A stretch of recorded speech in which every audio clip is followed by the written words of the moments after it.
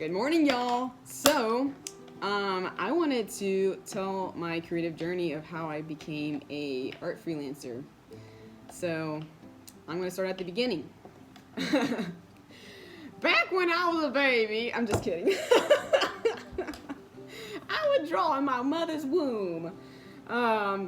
Anyway, yeah, so growing up, I never really thought of myself as like someone like, oh, I'm gonna grow up and become an artist and I'm gonna make money and a living that way. I never really thought, honestly, truly, to be honest, I grew up.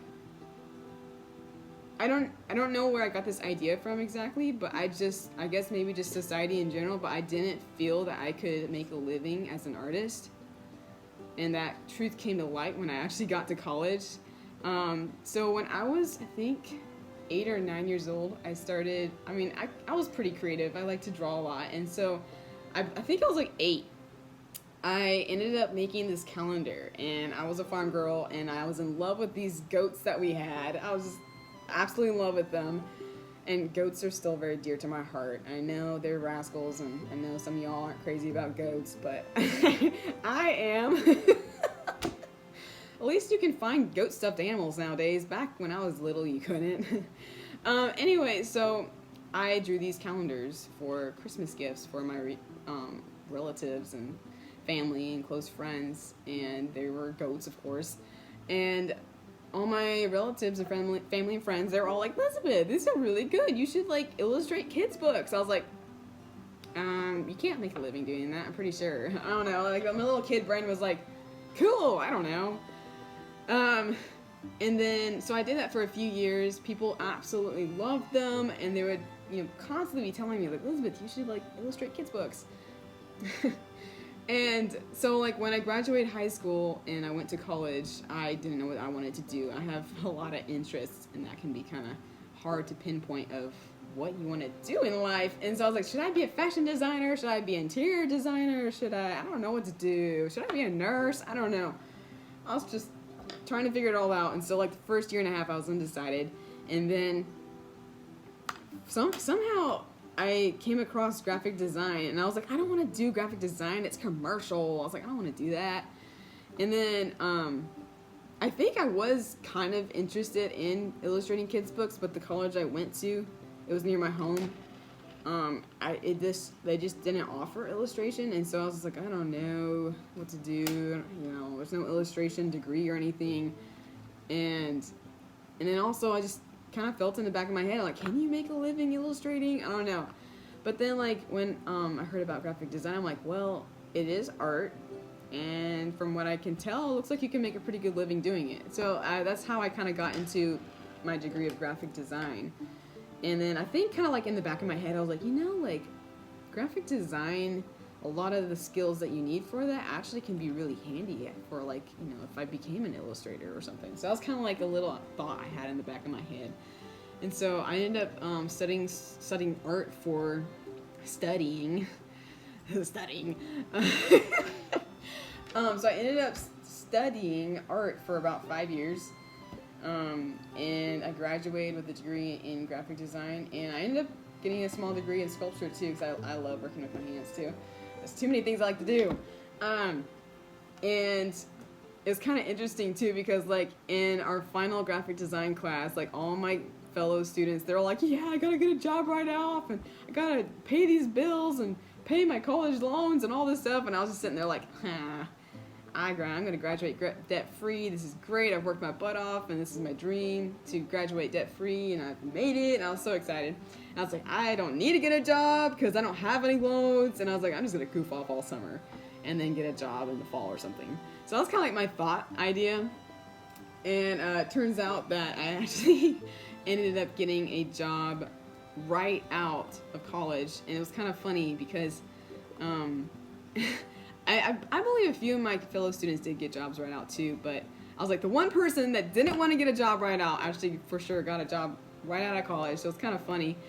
And I ended up presenting my final project in front of a bunch of pros, like professional graphic designers, and some of them were hiring, so it was totally not stressful at all. Whew. that week I only got, let's see, 24 hours of sleep for 7 days. I was like running on fumes. I was just like twitching. I don't know what they thought. They're probably like, that girl's weird. I don't know. But anyway, I guess one of them was impressed, and so they ended up hooking me up with someone who was hiring in Nashville, and so I got a job there. And so I ended up getting a job at a t-shirt design or a t-shirt printing shop. It was a small little mom and pop t-shirt place. They're, privately owned, and man, the people there were awesome. I so enjoyed working with the people there. And so it was actually just me and another older fella, my dear coworker, who were artists there. And it was it was good and hard. I guess that's what I'm gonna say for working there. I think it bettered my character, I would say. And gosh, I learned so much about art. Honestly, it was a really good experience. But it was very challenging for me because I worked in a small room with no window. And I love to be outside. That was super, super hard. So I ended up working there for 3 years. And during the winter time, I pretty much didn't see any daylight except on the weekends. Like, I would come in at 7, the sun was starting to come up, and I would be inside pretty much all day except for my lunch break. And then when I was leaving, the sun was going back down. I was like, I don't know if I can do this. And so actually working there kind of made me realize that, like, okay, this is cool. I like some of the benefits I get here. I've learned a lot here, but I don't think this is my forever job kind of deal. Like even if I do get a job someplace else, I was like, I don't think the 9-to-5 job thing is my thing. And so that's actually during that season, that's when I really started looking into freelancing. Because like in college, people would talk about it a little bit here and there. There might be like a designer that would come in. They'd be like, I'm a freelancer. I work for myself, and this is how I do this and this. I'm like, I was always intrigued by them. I'm like, I think I would like to do that. And I've had a few people tell me, like, Elizabeth, like, you're an artist. Like, when you're a freelancer, you wear all the hats. You do all these different things. Like, you're an artist. Really, you should be the one that's just creating art instead of, like, doing all these other things that would take away from the time you'd be spending doing your art. And I was like, well, maybe you're right. But then, like, during my 3 years of working a 9-to-5 job, I was, like, really starting to look into it. I started, like, just reading all the books I can get my hands on about freelancing, about entrepreneurship, and listening to all these podcasts. And I had a really long commute into work, so I had a lot of time to listen to stuff. I think counting rush hour, like, my round trip into Nashville every day was, like, 3 hours of driving. I don't know how I did that. God gave me the grace, man. I don't know how I did that. And, like, seriously, I would keep chocolate-covered espresso beans in my car for the times that I was just so sleepy. I was like, okay, this is dangerous. Pop in a few, like, chocolate-covered espresso beans in my mouth, chew them up, and I'm like, I'm good! And then I would make these Spotify play mixes. I call them my up mixes, so they keep me up. So they have, like, a bunch of, like, electro, good, upbeat, preppy music. I don't know. So that kept me alive when I was commuting. So yeah. So it turns out I think it was in February 2020, I was almost there for 3 years. Someone offered to hire me as an illustrator to illustrate their kids' book. And I was like, this is something I've illustrated and wrote some of my own kids' books, self-published them. Like, I love doing it. And I was like, ooh, this is something that I really would like to do. And so I ended up accepting the job. And so I set it up to where we would have different stages of the book throughout so many months. And then per stage of the book, they would look over what I did and be like, yeah, this is great. And then they would pay me for the next one. So it was like installments. And I was like, okay, so this is some cash flow coming in. And I was like, this is really good. Like, this is legit stuff. And I was like, I might consider, like, going part-time at my day job. But then suddenly, dun dun dun. Sorry guys, I had a chai tea this morning. Suddenly the virus came. So March 2020, I was actually out of the United States. I wasn't even here when all this stuff came down. And so I was on an outreach. Sorry, I keep clipping this thing. put it over there, so I stopped touching it. March 2020, I was on an outreach for a 3-week outreach, and when the virus hit the United States, we actually got called back early, so we were only there for a week, and that was pretty sad. I was pretty bummed out about that.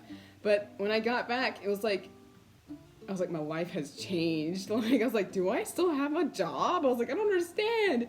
And so a week after I was back, my coworker called me and he was like, hey, yeah, they're shutting down the print shop. I was like, seriously? They're like, yeah, you probably need to sign up for unemployment insurance. I was like, ah. He's like, come on in and grab your stuff. I was like, okay. And so it was so strange. I'm sure like maybe a lot of y'all have felt the same way when you end a job. You like go there and you like grab your stuff and you say goodbye to everybody. Not hardly anybody was there, like of my coworkers, like only a handful of us were there. So I wasn't even able to say officially goodbye to everybody. And it was like the end of like a long seasoned episode of like a TV show. And I was like, this is weird. And so I grabbed all my stuff and I left and I said goodbye. And then after that, I was like, okay, cool. I have unemployment insurance. I can get along with this. This is cool. And I was like, I won't be able to have it forever. So I was like, okay, Jesus, what's my next step here? I know no one's really hiring right now for a graphic designer. I do have the side gig of the illustration job that I have. I was like,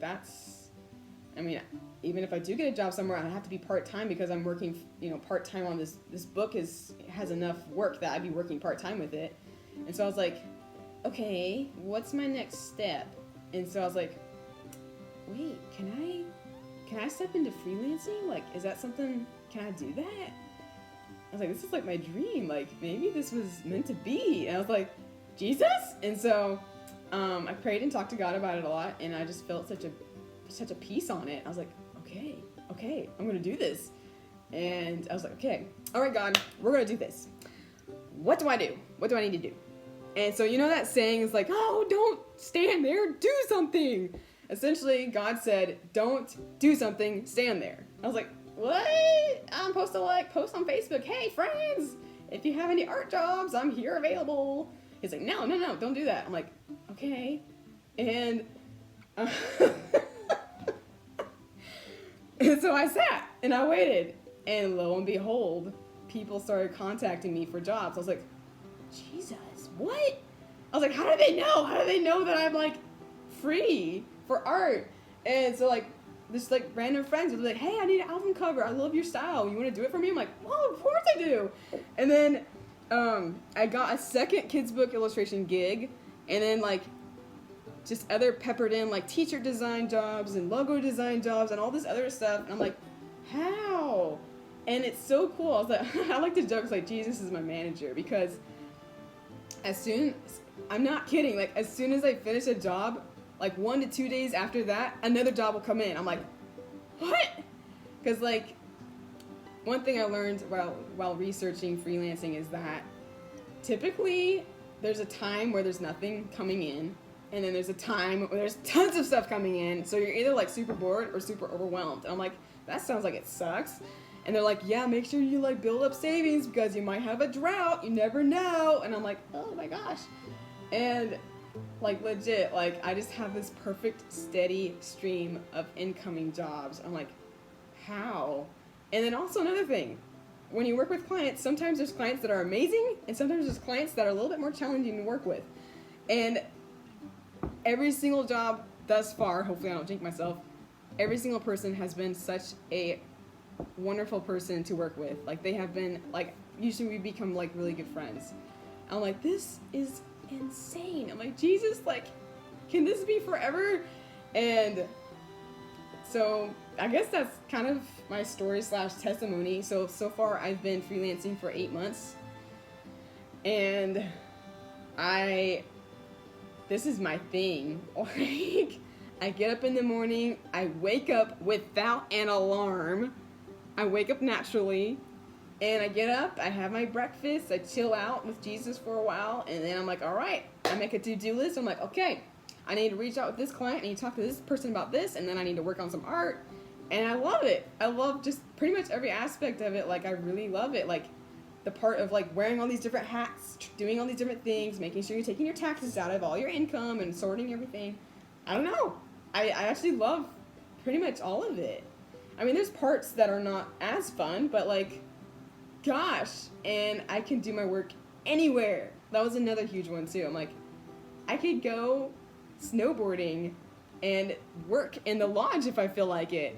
I could go see my friend over in Arizona and work there at a coffee shop if I feel like it. I'm like, God, this is my dream. And so I've just been doing that, and and I'm like, okay, I'm ready for this virus to be over so that I can actually like do all these things, like travel and do my work from like my computer. So yeah, it's been a dream come true, seriously.